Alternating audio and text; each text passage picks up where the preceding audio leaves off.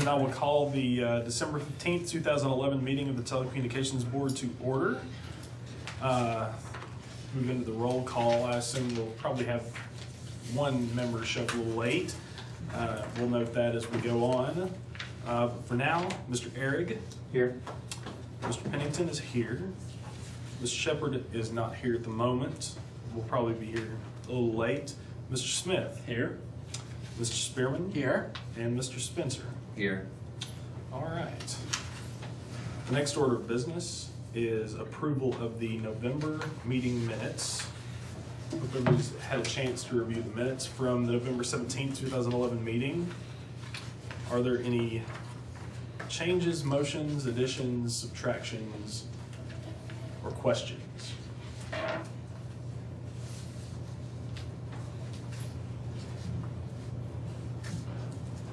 Make a motion to approve. It's a motion by Mr. Spencer. A second. And a second by Mr. Ehrig. Any discussion? If not, all those in favor of approving the November minutes, please say aye. Aye. Any opposed by saying no? The ayes have it. And we will move into approval of the December 15th, 2011 meeting agenda. I had just Mr. Smith? point of information. The operating rules we're going to talk about later tonight have an agenda in it that doesn't include television center manager.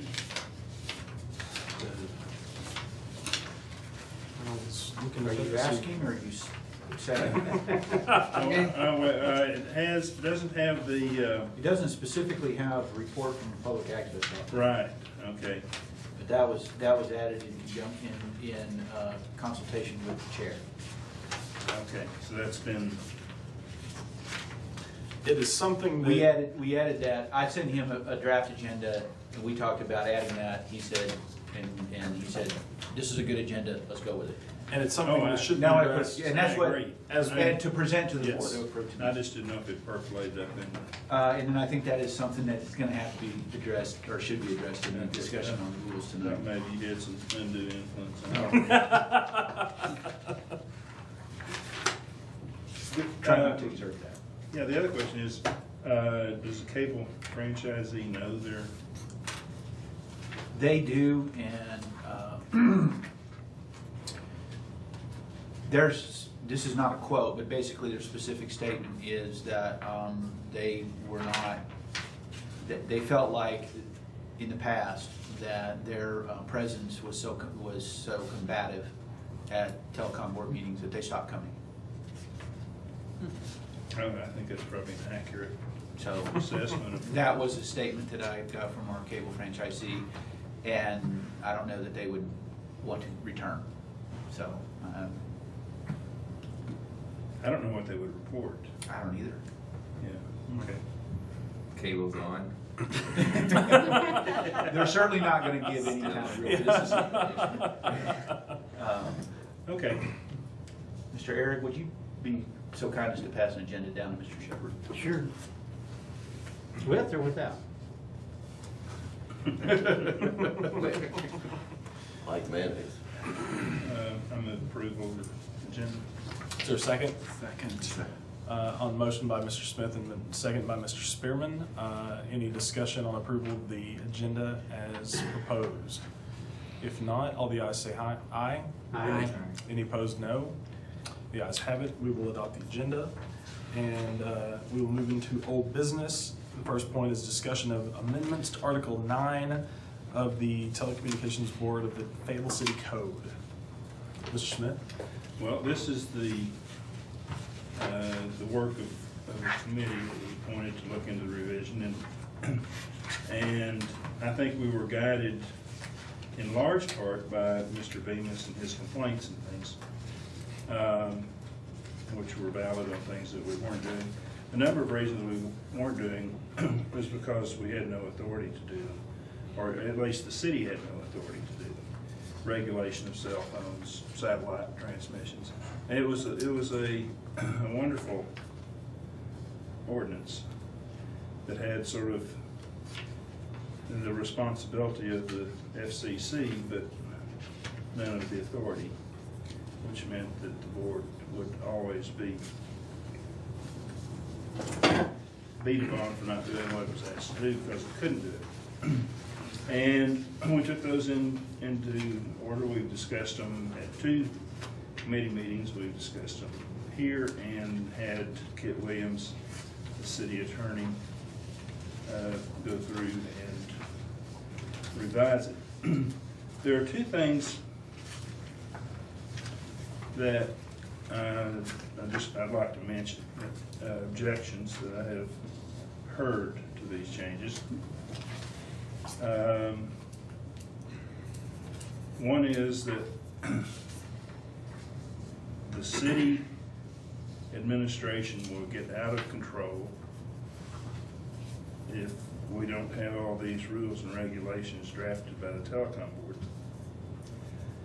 It seems to me that the way to solve that is if there is ever a problem, we file a complaint either on our own behalf or encourage someone else to do so and point out a specific instance in which something's being abused or misused or malfeased or misfeased and deal with it in that way. The other thing was that this is just a wonderful ordinance as it is. It's far-reaching, that no other city in Arkansas has anything like it, which is true. They have, no other city in Arkansas has peg channels, or it doesn't have the P part of it at least. And that there are all these things that we could be doing, or under the present ordinance are required to do, that we wouldn't be able to do anymore. However, under the duties, I'll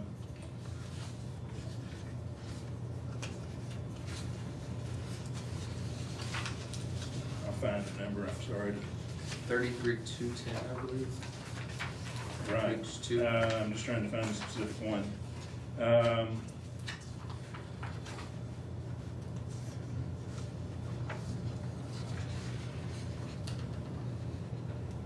Anyway, the reports submitted to the city by any agency or other entities regarding telecommunication matters, which would give us the authority, or at least the opening to make comment on that. I don't think on any issue that we want to make a recommendation to the city council, they're going to slap us down and say, you don't have the authority in the ordinance to make a recommendation to us, go away. So I don't see that as a problem. I think what this does, it cleans it up and it lets us pay attention to things that we haven't done, that we can do.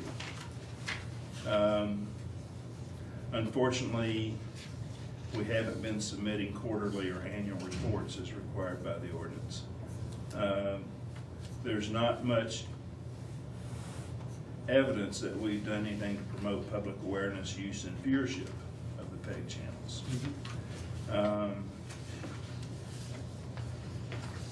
Or public awareness of telecommunication policy issues, except for the interminable committee meetings in the past that were trying to figure out what the telecom board was supposed to do, could do, that I think we've moved beyond that. Anyway, I think the ordinance is succinct. I think it will allow us to get on with our business and perform our job. I think it'll allow proper oversight. I think it allows us to have a working relationship with our staff rather than an adversarial one that's been assumed and asserted in the past. I think it cleans it up, and I would move that it be recommended to the council. So that the ordinance is revised by Mr. Williams, Yes. the city attorney? Yes. Okay, there's a motion to adopt the ordinance as drafted by as drafted by the board and revised by Mr. Williams and recommended for passage by the city council. Is there a second? Second. Second by Mr. Spearman. Any discussion by the board? Well, Mr. Chairman, Mr. Shepherd? thank you. I'm not dissatisfied with the previous ordinance and see no reason to ask the council to change it. It worked. And some of the things in there, I think, in the future may be important that this board pay attention to. So I don't believe it's a wise thing to reduce the areas of interest. That doesn't mean we address them all the time. But if somebody wants to talk about those things, this is the board that's supposed to listen in all those categories that we're talking about. And in the past, we have been asked things that we didn't have much power to do by the council. I remember Councilmember Patterson made a motion that we tell the telecom board, this was several years ago, to go out and study more about the cell towers and the technical, some of the things to make a stronger recommendation on that.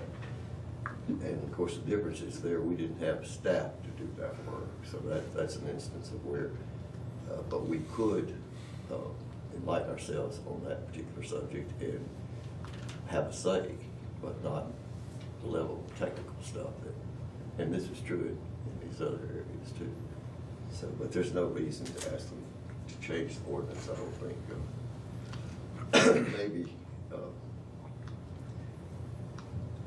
Maybe it'll give the chairman an excuse to say, well, we don't want to hear from the public on that subject if it's not in our area of expertise or responsibility.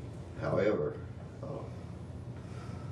this is the only that that person will get to speak on that subject as a matter of course.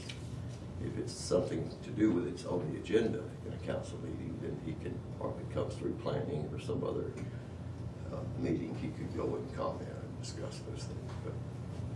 But I think it's important that we be the forum for the people concerned with all these matters, and certainly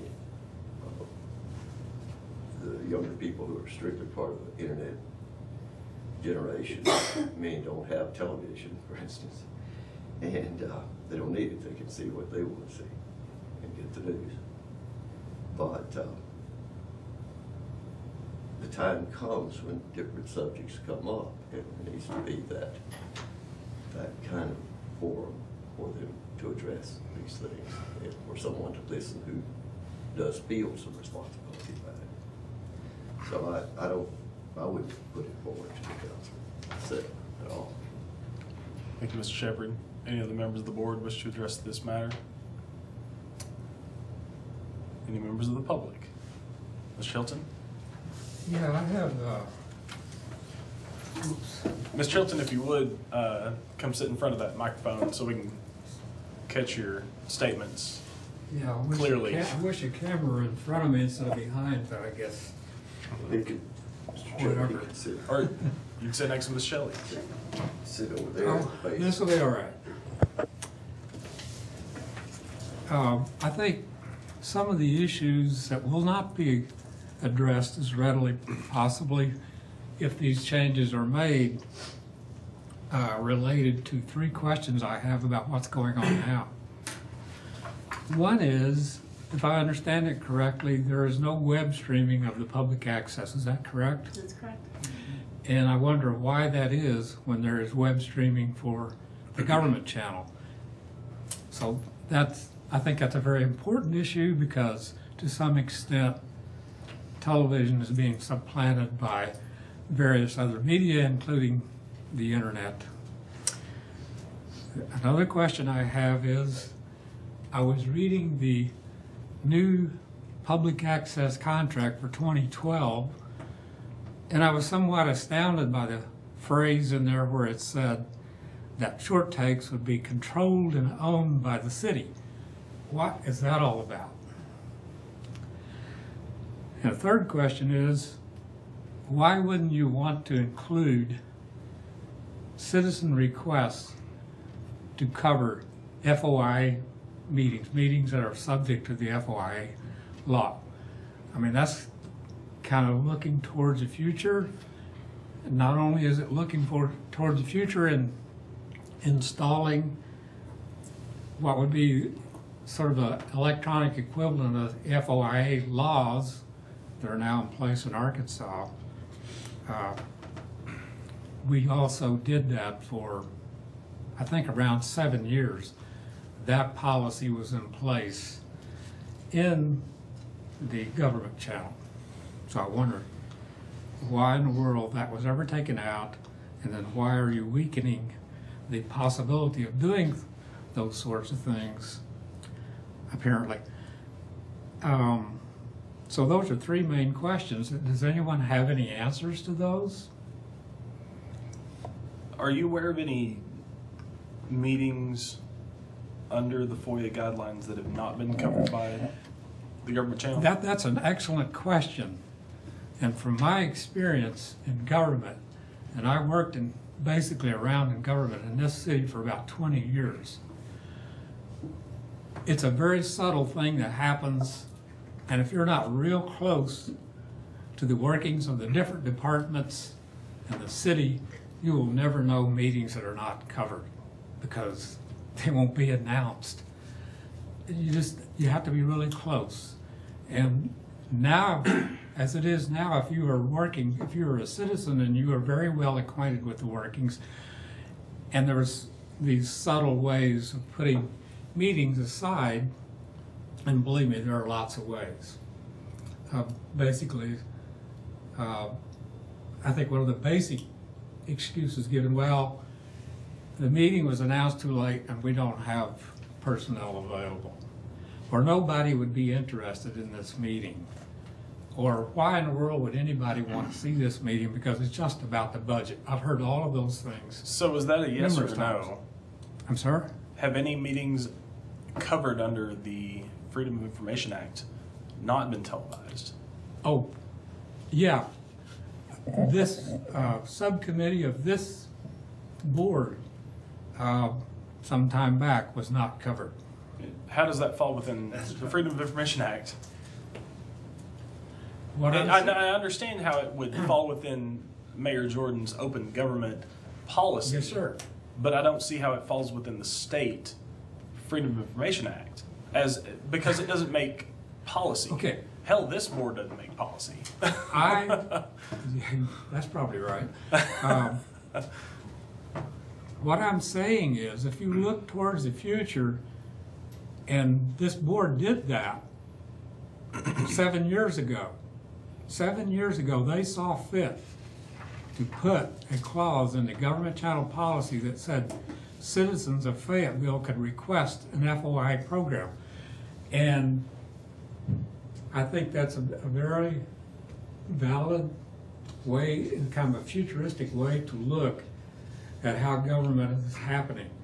Now, some cities, probably 10 or 15 years ago, were televising live meetings where the public could participate remotely in those meetings live, that were done live, which is another way that this city could operate.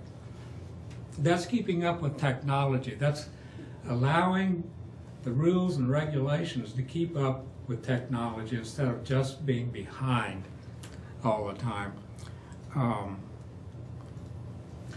there cities in Arkansas that we're behind? Well, I sometimes have told people when they ask me about Little Rock, I say, well, that's a city somewhere down there in Arkansas, but this is northwest Arkansas, and sometimes we tend to be ahead of the rest of the state.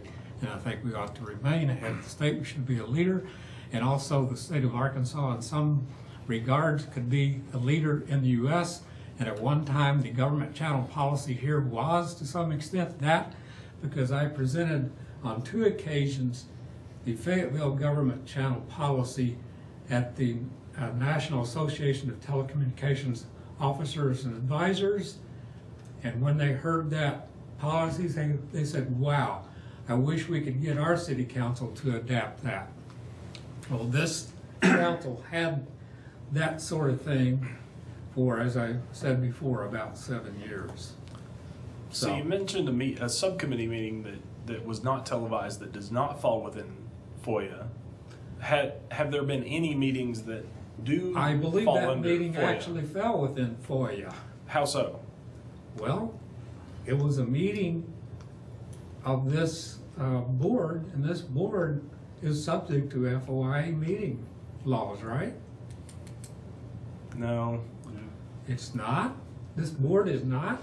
We're televised because the mayor's administration has opted to televise all city meetings. We don't make policy. We're merely an advisory board, and I appreciate the mayor's insistence on televising our meetings because of his desire for an open government. But I don't think there's anybody on the board, well, I don't know if there's anybody on the board. I don't think a legal conclusion could be drawn that we fall within the FOIA guidelines. Okay, let me say once Or any again, subcommittee. I am not of talking ours. about legal. I'm talking about practicality. I'm talking about keeping up with the technology. I'm talking about serving the citizens of Fayetteville. I'm talking about the citizens of Fayetteville being customers of the government. That's what I'm talking about. I'm not talking from a legal standpoint. And also, this board could make those kind of recommendations, which it has in the past. And now, for some reason, we've been reversing those progressive ways of looking at things. And I'm here to ask you why you're reversing that. Well, I think the Fayetteville government's administration has gone beyond the FOIA guidelines by even televising our board meeting. To televise a subcommittee meeting would just blow up the FOIA. Well, I'm not talking about just subcommittee meetings. Let me repeat my basic question. Why was the clause that was in the government channel for around 7 years, the clause to allow citizens to request meetings to be televised, why was that removed? That's my question. And it's not a legal question. It's just a question about serving the citizens of Fayetteville and considering them to be the customers of the government, and also as part of an open and participatory government.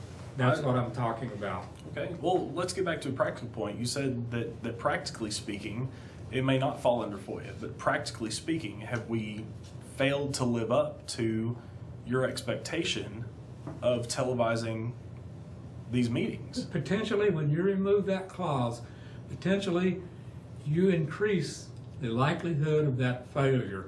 And I will repeat, there was a failure at one point when one of the subcommittees of this board was not covered, it was not televised. Well, I'm not sure, Mr. Chairman, that several were not televised this year, and Mr. Bemis recorded and shared some. I think you guys remember that. And yes, the residents of this city were spoiled, I suppose, for years by knowing more about what their government does. And we've done a good job this year with Mayor's Town Hall meetings being covered when he goes out. But it's not a station about the administration. This has existed. Who was mayor when government channel went into action? When the government channel went into action? Well, I think it basically started up, I think around 1992 or 3. There was kind of a period of time when it was partially done by the public access, and it was sort of gradually shifted over to the government channel.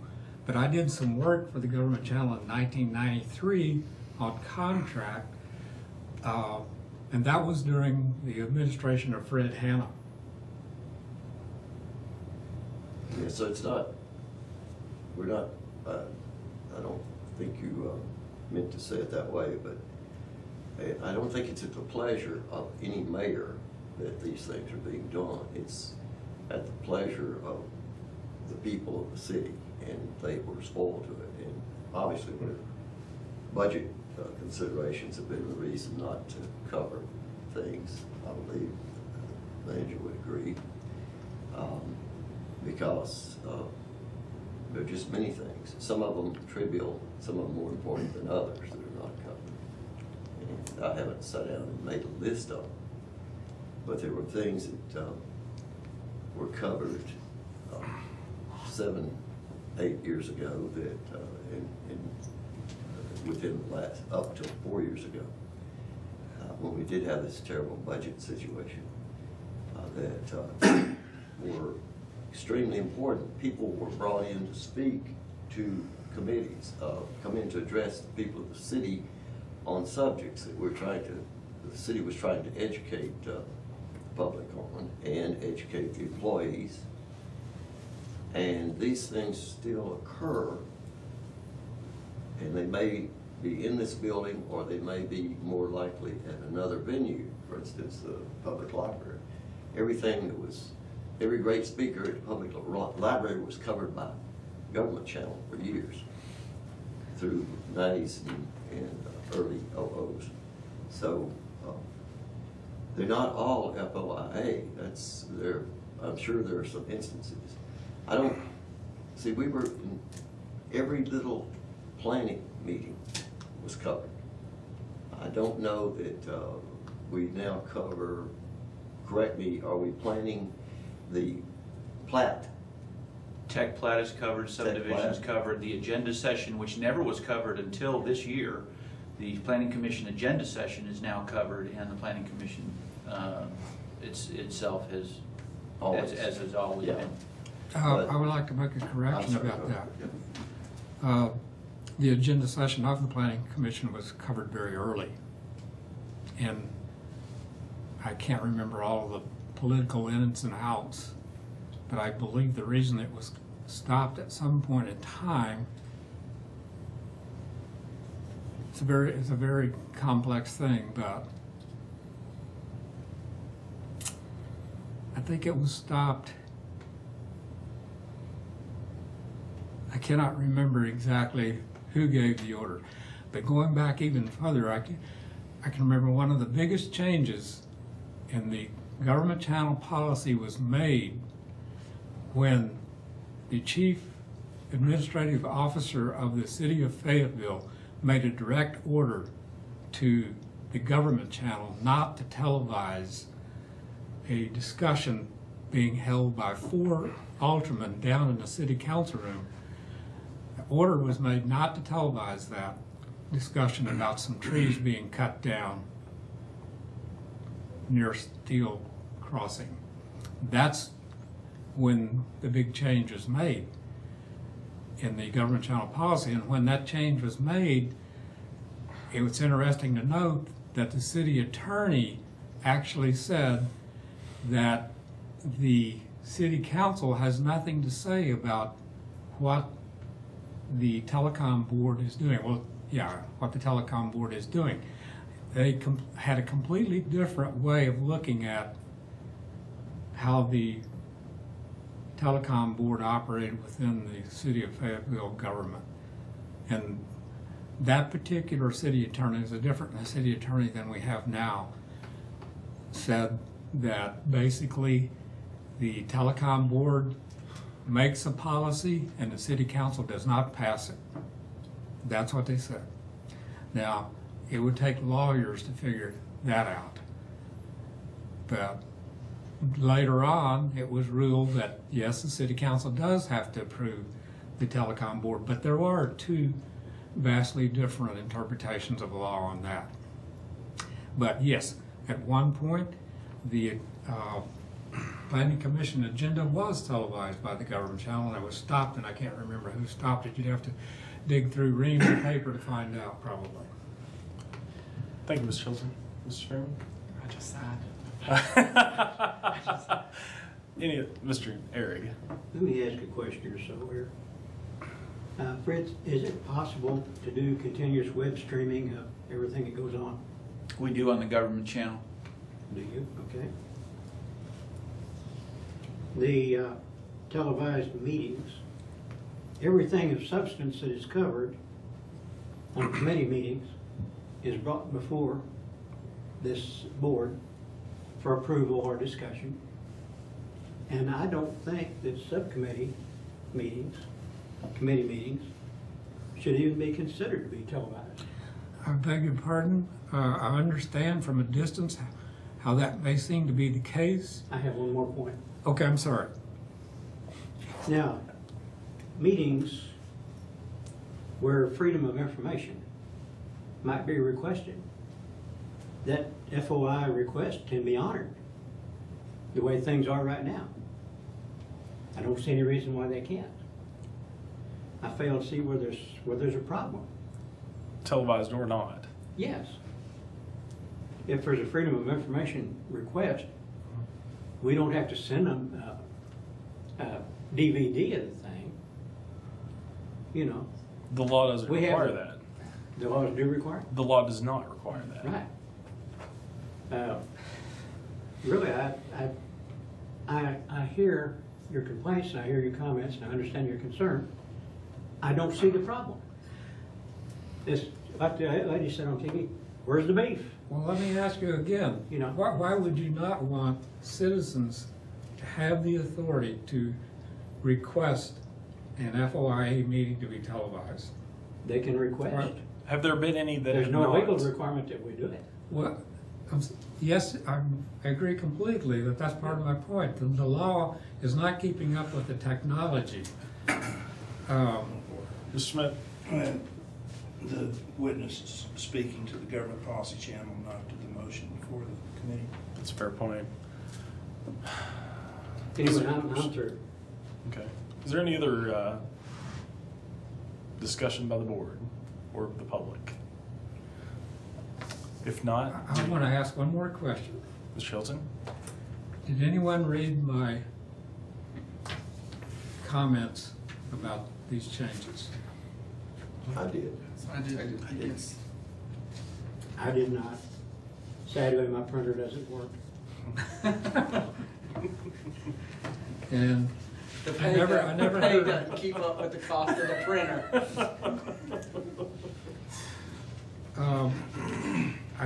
Once again, I would say that this kind of a change in their telecom board ordinance in the future will have an impact on the kind of decisions that you come up with, such as the one that was made where the city owns and controls the short takes on public access. I do not understand that. The 2012 contract says that, and I've never heard any reply about that. What in the world is that all about? Would you like me to address that, Mr. Chairman? Y'all are both. To clarify, that is also in this year's contract with the public access services contractor. That is there because the city is contracting with your media to produce that program. The city pays your media to produce that program. That program is not produced out of some sense of, out of the goodness of their heart. It is spelled out in the contract. The city actually compensates your media, the organization, to produce that program for the city. So the city may provide to the citizens of Fayetteville an opportunity to come to the studio and use it as an electronic soapbox and for 5 minutes state whatever they may want to state, perform, recite poetry, however they may want to use that 5 minutes. It's an open microphone, open studio opportunity. The reason it's stated that way in the contract is because not to be implied that in any way that the city would dictate or control any content of any participant in short takes. That's not the issue there, and that's actually, if I'm not mistaken, it is very well stated in all of our documentation, our policies, that will not occur. However, the city, since it is compensating and contracting with your media to produce that program, we also make a lot of statements in the contract about who owns programming on the public access channel. It's the producers. The city is the producer of that program. Your media does the actual work, but since the city produces it, the city owns it and owns the rights to it, the distribution rights to it, and I think that hopefully that explains the issue of that clause in the contract. And I would just articulate that, I would just say that it only articulates what has always been the case and operationally hasn't changed anything with regard to short takes. I ask Michelle one question. I think you reported earlier that you had decided to drop the web streaming Correct. because no one was watching it. Well, there were a couple of issues involved, which I'd be happy to say. My understanding is that it was purchased through a grant that was obtained by my predecessor years ago. The Granicus equipment was purchased to allow it to web stream. However, there was then a monthly maintenance fee of $324 that it cost our organization to maintain the web streaming. Organizationally, we could no longer afford that. It was not thought of in the original grant to start the service. We could no longer afford it, and when we did our research, Granicus concurred that very few people had even used it at that point. While we love the idea of web streaming and would love it to be provided to the service as a service, we as an organization cannot afford that higher rate to make it happen. Okay. Thank you very much. Question? Smith? I'm just moving the question. Question has been called. We have a motion to adopt the ordinance amending Article 9 of the Telecommunications Board as, I suppose, recommended by... Recommended to the city council. Recommended That's consideration. to be recommended to the city council for its consideration. As amended by Mr. Smith and then further amended by Mr. Williams, the city attorney.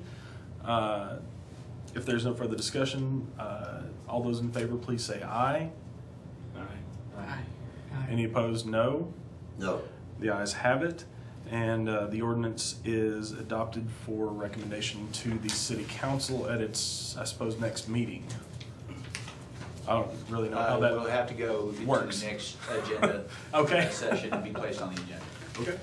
But we can now take it, and either the city staff can now get it in the agenda placement process. All right. Next on the agenda, under old business, is number 2, discussion of amendments to Articles 6 and 7 of the administrative rules of the Telecommunications Board. Mr. Smith.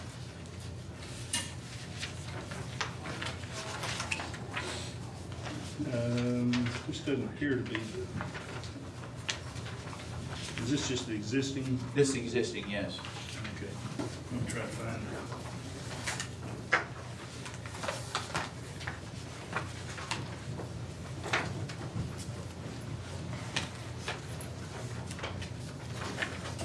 Mr. Bemis was so kind as to send it out this week that I didn't print off a copy. Well, I apologize for that. I know I received some revised copies of the ordinance that we just spoke about, but I don't recall receiving anything about the administrative rules. Are you looking for the copy dated the 18th, August 18th? Those are the current administrative rules. Like some copies, do you want me Well, You have the recommended changes? I don't have. to? Do you want me to make? Well, I don't have the proposed changes with me, so, but I would like to go ahead and suggest that we amended the Article 6 to have a report from the public access provider included.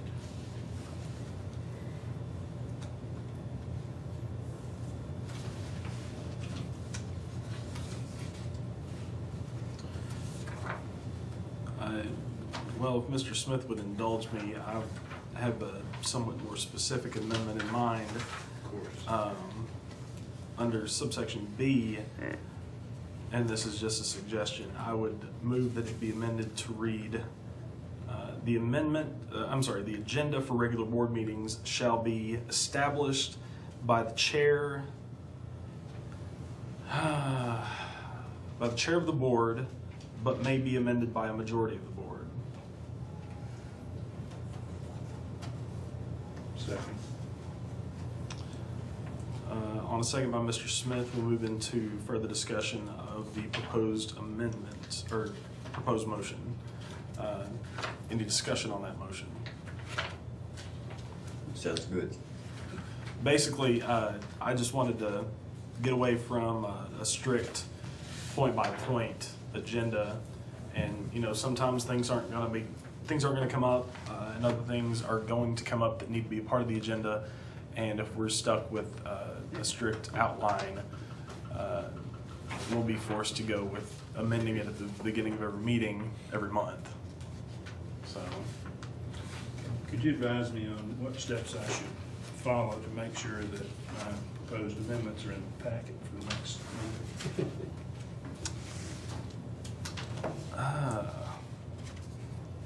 I would recommend emailing the chair. If that works for you. And Mr. Chairman, if I may, I would recommend, after 4 years on this board now, I guess it is, that all email among everybody, all go to everybody, including the involved city staff members and members of the public who request to know what we're doing.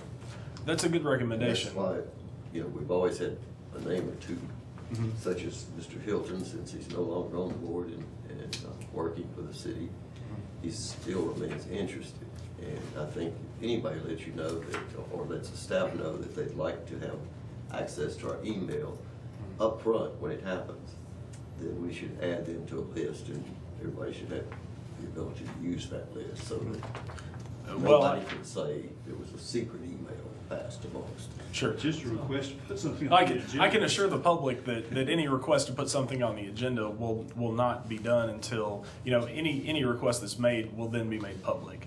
If a board member asks that something be added to the agenda, I'm going to add it to the agenda and then publish it to the public as required by the ordinance and by our city rules. So if Mr. Smith asks for something to be added and he emails me privately, everybody in the public is going to know about it when the agenda gets published. And no business is going to be accomplished by private email. Well, it's important that we stick to that. But it is difficult. People ask me in passing sometimes, well, what about so-and-so, and where do you find the agenda and all these things? And I think I noticed I didn't look today, our agenda is on there, on Granicus, it's available. Has been Yes. for over 10 days. Okay. So, yeah, I think I looked last week. Since 2 Mondays ago. Yeah, it's pretty early in Or case something Tuesday. comes up. But the point is that there are, in every website, there are problems. And so each time I go to look for telecom things or any other committee, you have to go through the process. And sometimes the process, you can get all this certain category of information here, the agenda is somewhere else and so forth. Those things get gradually revised by the people who do that actual posting, and over time, Sure. get better. But Well, practically speaking, if there's a point that needs to be added to the agenda 10 days prior to the meeting, if a private citizen emails you, then you email me, it'll be added. If it's within the 10-day period, then we can amend the agenda when we get here to the meeting. absolutely. And if an item is important to a member of the public, we'll add it and we'll discuss it. But I've said this before, but we do assume people have email and internet access, and that they all have a quality of that kind. But the newspapers don't publish much anymore. And to join that with our previous discussion about broadcasting meetings at various levels of significance and so forth, the newspapers used to cover those. For instance, every item, just less than 10 years ago, and probably 6 or 5, the newspapers were competing in this area. So you would have the full agenda of the council published ahead of time, the full agenda of the planning commission and so forth. And now it's strictly up to the city itself to get that information out. And we can't afford, the city can't afford to buy the ads, particularly small type ads in for everything that they do. So we no longer have a schedule of government channel or the access channel or education channel, and there's no longer a Jones channel. So, but there was a full page of that information, and as recently as 2008 still. And each Sunday, it would list the programming for the whole week. So that's one of the reasons it's so important that we provide all that information from the city's website, from email lists that people want to be on and know, and that we broadcast everything we possibly can manage to do. If there's no further discussion, we'll move into a vote on the motion to amend Article 6B to read, "The agenda for regular board meetings shall be determined by the chair of the board, but may be amended by a majority of the board." All those in favor, please say aye. Aye. Any opposed, no. The ayes have it, and the motion carries. Is there any further discussion on point 2 under old business? Mr. Smith? Were you able to find your, Yeah. you want to add that for the next board meeting? Carry it over and put it on the agenda for the next board meeting, please. So noted. If there's no further discussion on Articles 6 and 7 of the administrative rules, move on to new business, which is review of the amended minutes of the October meeting. Not sure who asked for that. Mr. Smith? You had some, that was, I know we talked about, there was 2 things that Mr. Smith had asked us to do, and since he wasn't at the November meeting, I'm trying to remember what they were, but that was at your request. That was, Well, those are the 2 points we just did. Yeah. I believe that was my request regarding the 40, there was a confusion between 40 hours and 40 days. Yes. We did change that at the November meeting. You changed it, but you didn't have the opportunity to review the amended minutes and approve them. Oh, okay. That's why the October minutes have been included. So it's We that amended one, the my minutes. fault. Okay. We amended the Sorry, minutes. it's not your fault, Mr. Smith. We amended the minutes to reflect your changes, and then I brought them to you, to this meeting, for you to give the final approval of. Okay. Was there any objection to adopting the October minutes as revised? If there's no objection, we will adopt those as revised.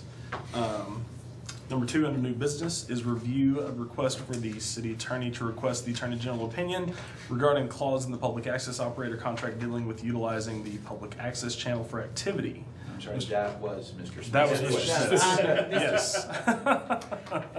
He's on there somewhere. Okay, I'd like to move that we rescind from our vote to request this, and then be recognized to speak on behalf of the motion if it receives a second. Is there a second? Second. Okay. It was seconded by Mr. Spearman. Mr. Smith. My concern was, during the meeting when she did this and when I thought we should request this, is that the state constitution prohibits using public funds to benefit private entities.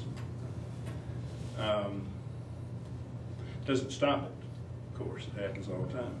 Judge Hunt paved a road in Benton County for Camp War Eagle. And things like that happen all the time, but it's unconstitutional. And my concern was that we were violating that with the Lions Club thing. But on further research on my part, this is an exception to that because we provide services to private individuals all the time through public access television. That's what it's designed to do. Now, that doesn't, which takes away the constitutional issue. That doesn't mean that we can use public access channels for fundraising for private entities, either under FCC regulations or under the contract with the service provider or the cable operator. But those are not questions to be asked by the Attorney General. So I move that we would rescind from this. If a problem appears later, it will be someone else's problem. Any discussion by the board? Or the public? If not, those in favor of rescinding the request for the Attorney General opinion, please say aye. Aye. Any opposed, no. The ayes have it, and that request will be rescinded. Number 3, we'll move into a report from the City Cable franchisee, which I don't believe we have. No. Then number 4 is a report from Mr. Geisler, Television Center Manager. Thank you, Mr. Chairman. We're working on wrapping up the year. It's always an interesting time with the some of the things that we have to do, being the government, things like that, making sure that we have all the records and stuff that we need to have taken care of, and developing year-end reports and things like that. So that has been a real focus on a lot of what we've done. But I would encourage the members of the board, when they get an opportunity, to go by the television center and see what it looks like on the front now. We have, and we're really, it makes me smile every time I see it. We've changed the signage on the front of the television center. It's been a long time. We went through a real long design process. It got a lot of input from a lot of different stakeholders. And one of the things that we wanted to do was update it to be more reflective of what goes on there, and also to be more consistent with other buildings that the city owns in the area. And so we made some changes in the signage to do that. We think it looks very professional. We think it looks very welcoming. And people will really have an understanding that this really is where it is and what it is. So if you get a chance to go by there, just drive by and take a look at it. I think you'll be really happy with what you see. Other than that, we've just been continuing to do what we do every month, cover between 28, 30 meetings of city boards, commissions, and committees, and other bodies, and other things. And I also want to make a point of that most of our, actually all of our non-meeting programming goes on the city's YouTube channel. So if there's a mayor's corner or a something that we've covered, like the city was awarded the Keep Arkansas Beautiful Shine Superstar Award in the last month, and which was a great honor for the citizens of Fayetteville and the residents of Fayetteville, and it's a great recognition of what they do to keep the city, the quality of life in the city at the level it is. Well, we cover things like that, so people who might not be able to attend one of those ceremonies in the middle of the afternoon have an opportunity to participate in that vicariously. Those all go on YouTube, and the one I would that I want to point out specifically that we're proud of is we have reinitiated production on a series that we did earlier, first part of this year, called Green Your Life, and it's a series of short programs, 60 seconds to 2 minutes. They give people tips on different ways to improve sustainability and how they can do certain, little things personally to improve the sustainability and reduce their environmental footprint. This month, it's talking about the holidays, and there's a lot of good tips on there. So I encourage people to either watch the government channel or go to the YouTube channel for the city of Fayetteville and look at that. And I think this board will be pleased at the kind of programming that we're producing to not just provide the citizens an opportunity to participate in their government through our coverage of meetings, but also great information for those kinds of things.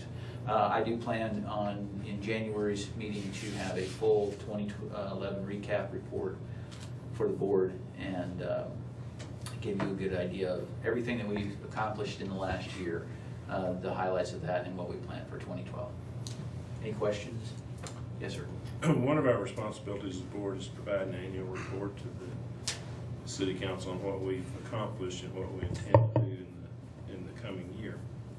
Can you locate the last 2 of those reports that we might use as templates? I'll do my best. And to see if perhaps we met what we said we were going to do. Do you have any other suggestions, and do you have time to help prepare that report for this year? I will make time to help prepare that report. The other thing that we might want to do is, I know Ms. Shelley is also preparing a synopsis and a full year-long report that will also encompass what the public access activity has been. So I think definitely including those two, I think will be a great addition to that comprehensive report. I mean, you know, it's one of the core duties of this board is to advise the city council on what's going on. That's in the existing statute and in our existing ordinance and the ordinance that we're recommending. What I can suggest, if the board would want me to, is to work with the chair and go through what we've done in the last year as a board, what you've done through the minutes and the agendas that we have in the records to help, you know, refresh memory and things like that as to what has happened over the last year and what some of the things that have done and what you've been able to Excellent to put through. And, I think we can put together a pretty good. Memory refreshment. I think we can put together a pretty good synopsis without a tremendous amount of effort. I'm sure the council would appreciate that too. I'm sure they will. Have we submitted any quarterly reports this year? I am working on that. Good. I apologize to the board. I meant to do that after the last meeting and I just haven't. I do have the third quarter reports for public access and the government channel, and I will be doing that in the next staff week. to refresh your memory. Yeah. I'll just send you the agendas in the minutes. It'll be a bit more narrative than that. Yeah. We'll put together a good annual report. Any other questions for Mr. Giesler? Good job. I've seen that Green Your Life. Oh, thank you. If you got a counter on there, I'm one of the hits. Oh, actually, I was told the staff member who's the production tech on that, Neil Bilby, told me today that he had information that that particular video piece has the highest number of hits on the city's YouTube channel right now, higher even than Today in America. Gone bacterial. Yeah.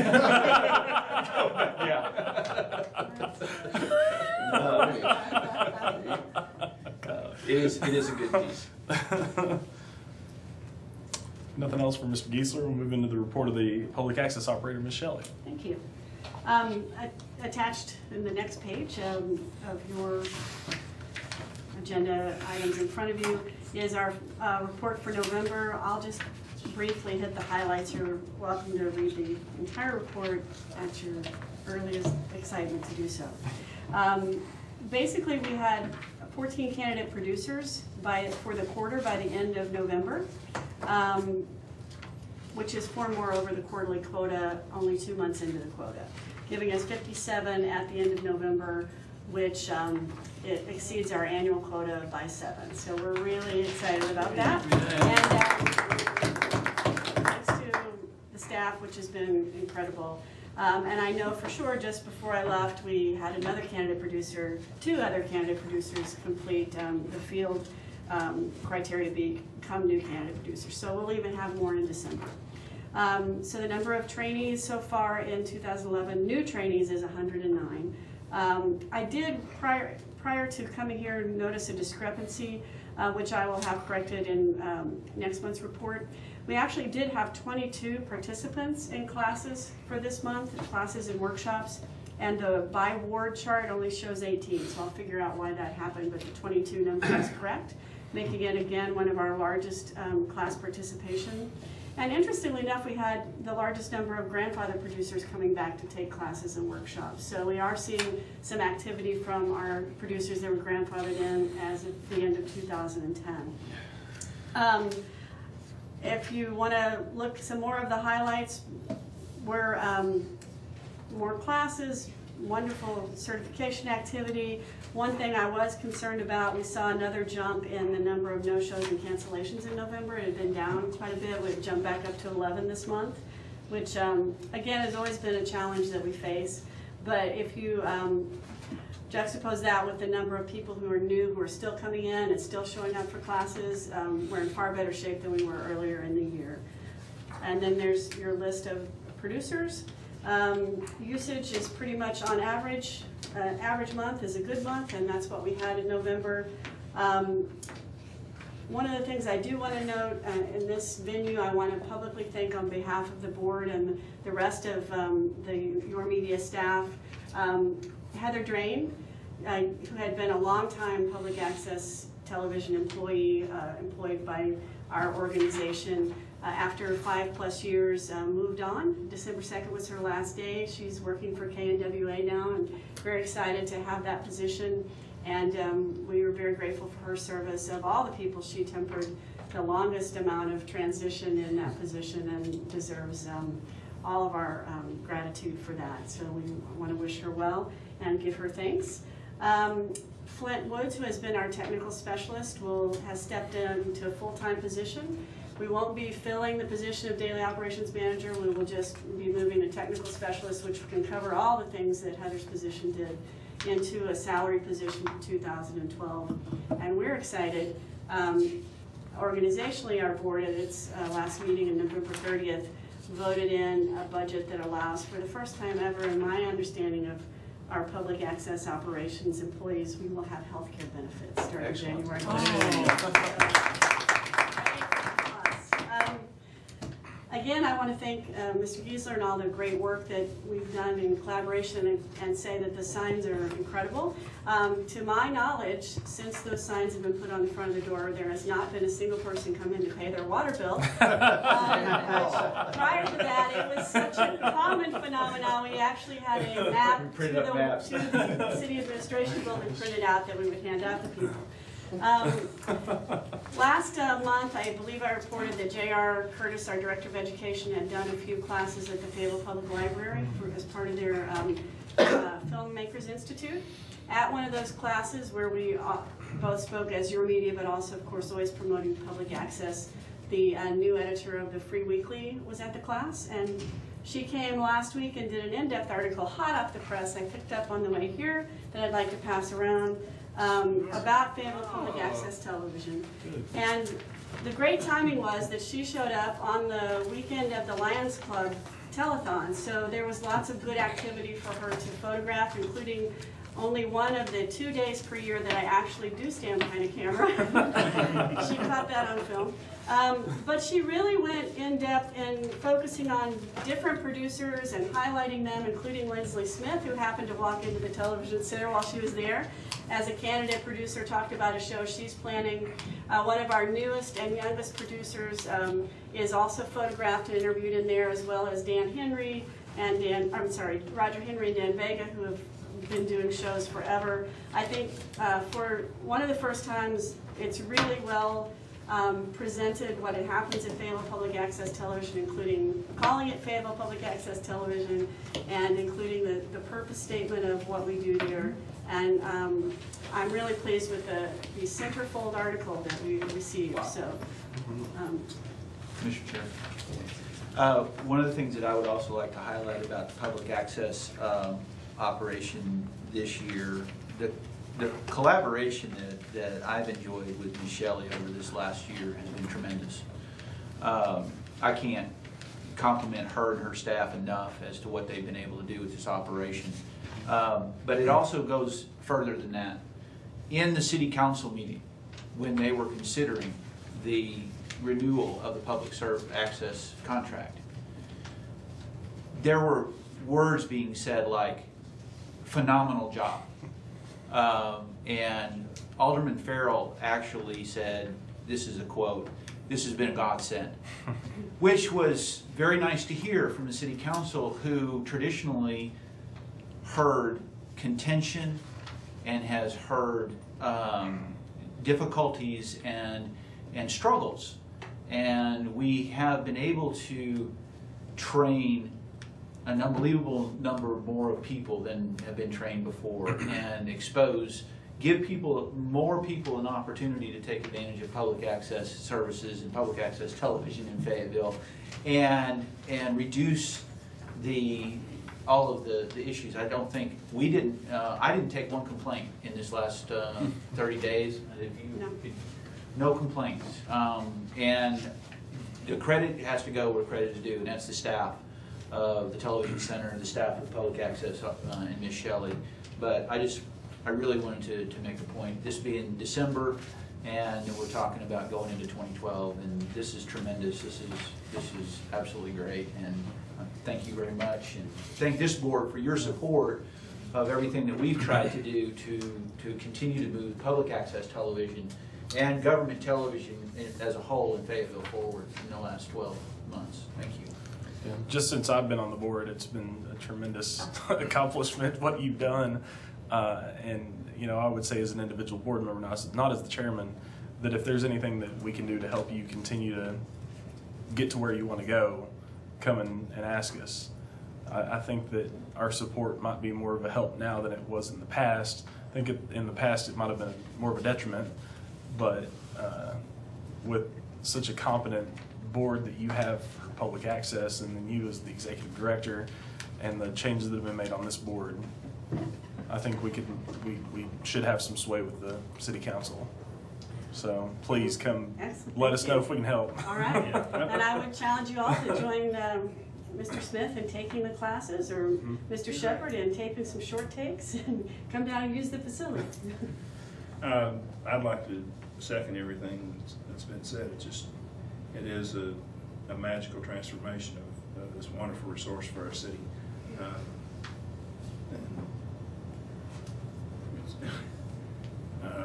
Beyond anything I had anticipated. So, thank you for that. One of our charges as a board is to help promote awareness of the PEG channels. And if either of you would care to submit suggestions from sandwich boards to whatever else we can do to promote awareness and increase the number of people who participate and take advantage of this resource. Facebook posts. Absolutely. Clearly you are active on Facebook, and I'm not. We're trying to get up to speed on that Facebook curve. But as I stated at a meeting a few months back, when the mayor posted on Facebook, we had immediately several new people walk in the door to take classes. So that would be a first great step, and something easy. I was going to get gift certificates for training.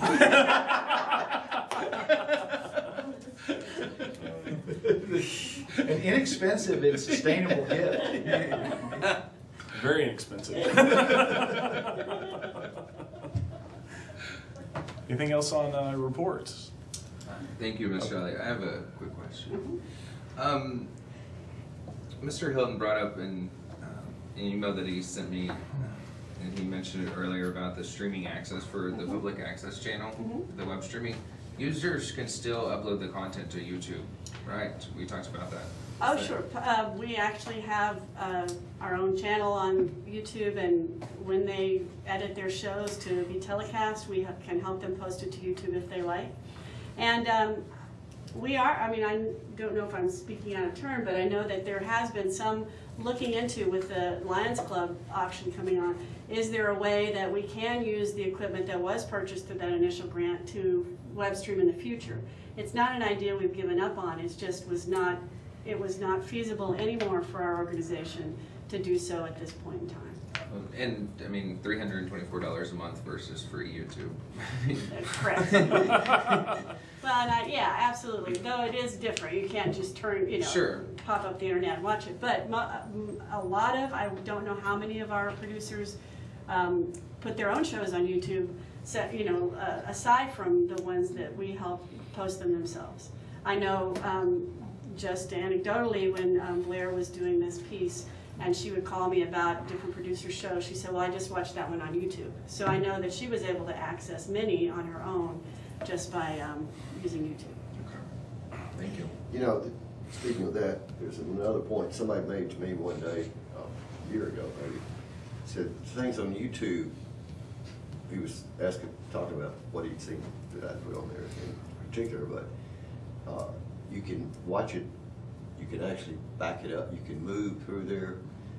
For a lot of people's computers, you can't scroll through the Granicus system, so that maybe it's just for people like this rich guy that has this computer talking, but I detected the same problem with my computer. I cannot scroll through the parts. Originally there was a setup so you could go to the part of the council meeting and stuff and that's hard to operate for most people. So there's not any drawback. Granicus is not the best system to use. We're pretty sure of that, but we don't know what the best one is, right, Rick? Well, actually, where we are with the Granicus system is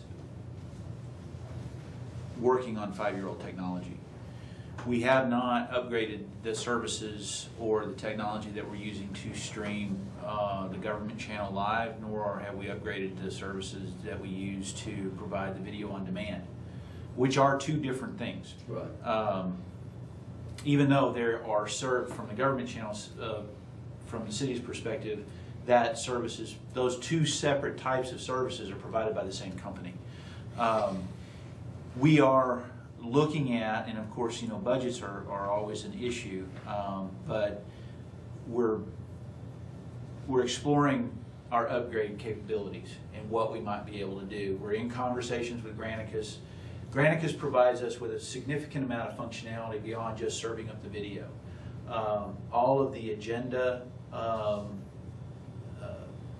the background work on agendas, and the fact that you can actually, what we call timestamp a video. If you're watching a city council meeting and you want to jump to the 8th point in the agenda, that's all you're interested in watching, you can click on point number 8 in the agenda, the video will jump to that. You can't do that with YouTube. That's functionality is not there. It's a different service for a different kind of different purpose. So the city is looking at what we have to do to what's going to be required. What's going to be required in terms of infrastructure, what's going to be required in terms of cost. And obviously, as we move forward with some of these things, this board will be kept apprised of the progress on those in that manner. So Granicus, as it stands now at the city, could it be better? Yes. Are we looking at trying to make it better? Yes. And we'll keep you abreast of all those developments. We are trying to we're trying to find a way that we can stream the public access channel live, just a program stream, just like we do with the government channel, on the internet at either very, very little or no cost.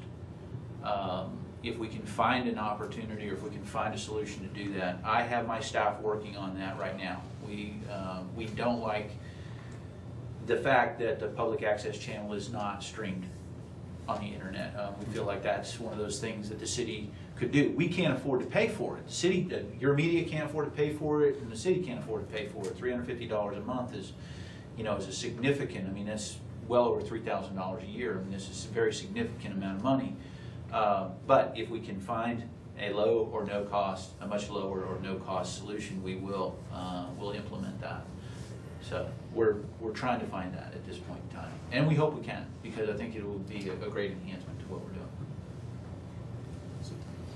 Is it a software upgrade, like licenses, or you need infrastructure too? Both.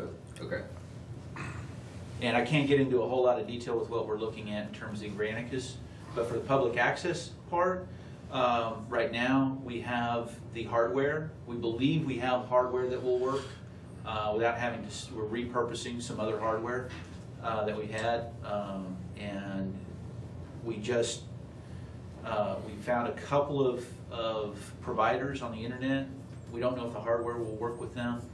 So hopefully by the end of next week, or certainly by the end of by the time the board meets again, we should be able to report, I'm hoping, success on that.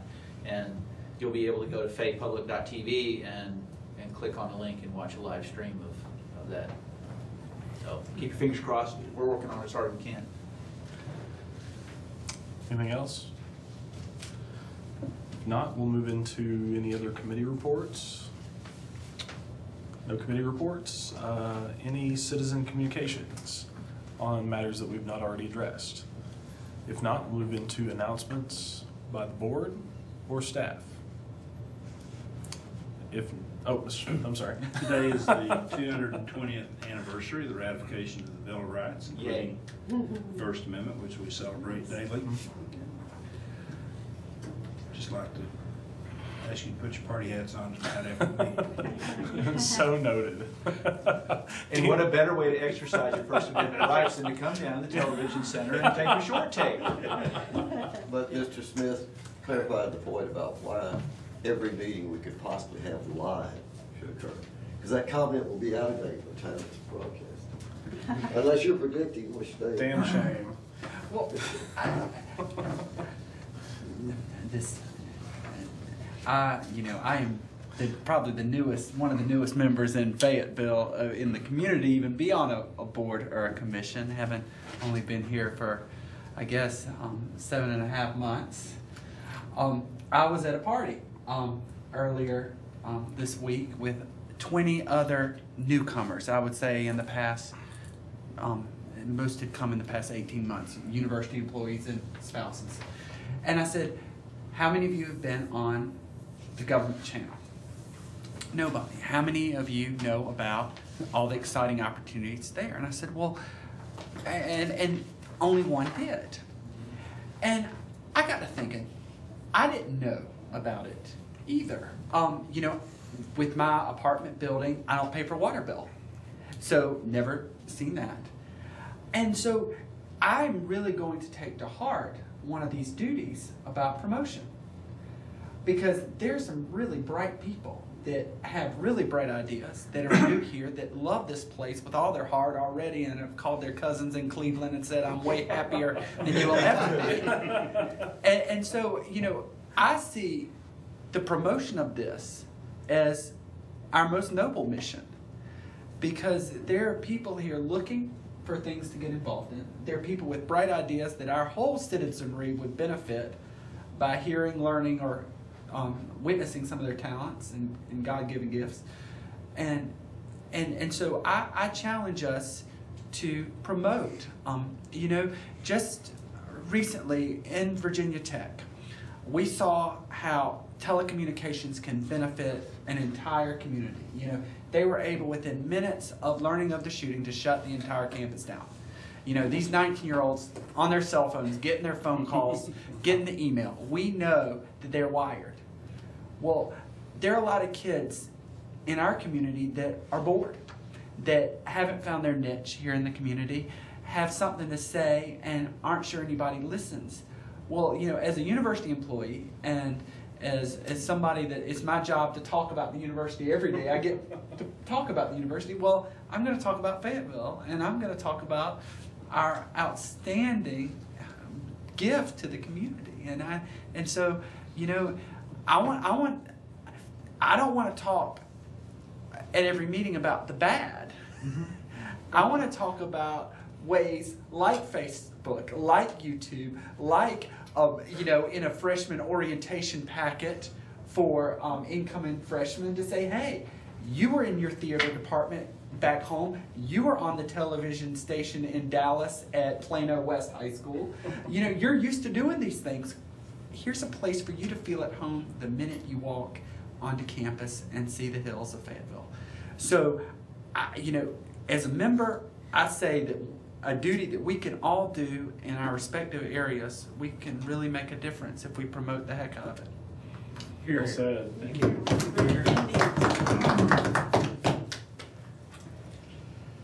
Nothing else? I'd entertain a motion to adjourn. I make a motion we adjourn. Is there a second? On a second by Mr. Spencer. All those in favor say aye. Any opposed, no. Motion is adjourned, or the meeting is adjourned.